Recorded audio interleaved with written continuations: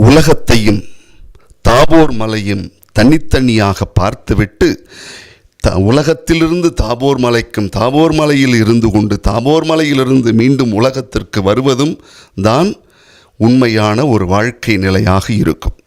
ஆண்டவர் இயேசுவினுடைய உருமாற்ற பெருவிழாவை கொண்டாடுகிறோம். பேதுரு, யாக்கோபு, யோவான் 3 பேரும் இயேசுவோடு தாபோர் மலையில் இருக்கிறார்கள். அங்கே தாபோர் மலையில் இயேசு தம்முடைய தெய்வீக மகிமையை வெளிப்படுத்துகிற விழா இந்த விழா. மலை என்றாலே இறைவனோடு உறவாடுகின்ற இடம் என்று சொல்லுகிறார்கள். உலக கவலையிலிருந்து, உலக ஈர்ப்புகளிலிருந்து, உலக ஆசையிலிருந்து நாம் கடந்து போகிற ஒரு இடம்தான் மலையாக பார்க்கப்பட்டதாம். இந்த விழாவில் சீடர்களுக்கு ஒரு நம்பிக்கை ஒளி ஊட்டுகின்ற நிகழ்வை பார்க்கிறோம். ஏனென்றால் சிலுவையினுடைய துன்ப துயரங்கள், சிலுவையினுடைய சாவு, இவற்றையெல்லாம் கண்டு அதில் அவர்கள் மிரண்டு போய்விடக்கூடாது, அதிலே அவர்கள் இருந்துவிடக்கூடாது என்பதற்காக ஆண்டவருடைய மாட்சியை வெளிப்படுத்தப்பட்ட நாள் இந்த நாளாக, இந்த விழாவாக பார்க்கப்படுகிறது.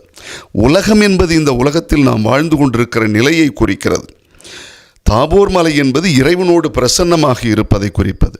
மீண்டும் நாம் இந்த உலகத்திற்கு இயேசு கொடுத்த அந்த அன்பு கட்டளைகளை எல்லாம் அவர் சொல்வதைப் போல நாம் செயல்படுகிற இந்த வாழ்வை தான் இந்த உலகத்தில் நாம் திரும்பவும் வந்து செயல்படுத்துகிறவர்களாக இருக்க வேண்டும். இங்கே 3 பின்பங்களை நாம் பார்க்க முடியும். ஒன்று, நாம் இந்த உலகத்திலிருந்து மலை மேல் ஏறுகின்ற நிகழ்வு. இந்த உலகத்தையும் கடந்து போகிறவர்களாக நாம் மாற வேண்டும். இரண்டாவது, தாபோர் மலையில் இறைவனோடு உறவாடுகிற நிலை வேண்டும். இறைவனோடு இருக்கிற அந்த பிரசன்னம், அதையும் நாம் நம் வாழ்விலே உணர்ந்து பார்க்க வேண்டுமா.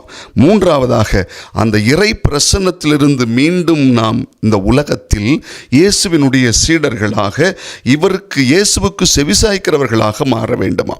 அன்புக்குரிய சகோதர சகோதரிகளே, ஒரு அந்த கொல்லப்பட்ட ஓரமாக ஒரு துருப்பிடிச்ச இரும்பு கிடக்குது. இதை பார்க்குறார். அந்த பார்த்தவர் அவர் என்ன பண்ணுறாரு, எடுத்து அந்த எரியும் உலை இருக்குது பார்த்தீங்களா, அந்த உலையில் அந்த துருப்பிடிச்ச இரும்பை போடுறார். இவர் காத்தடிக்கிறாரு. அந்த உலையில் நெருப்பு எரிகிறது. நெருப்பு தகதகன்று எரிஞ்சிட்டு இருக்கும்போது இந்த இரும்பும் அதோடு சேர்ந்து ரெண்டும் ஒன்று போல் மாறிடுச்சு.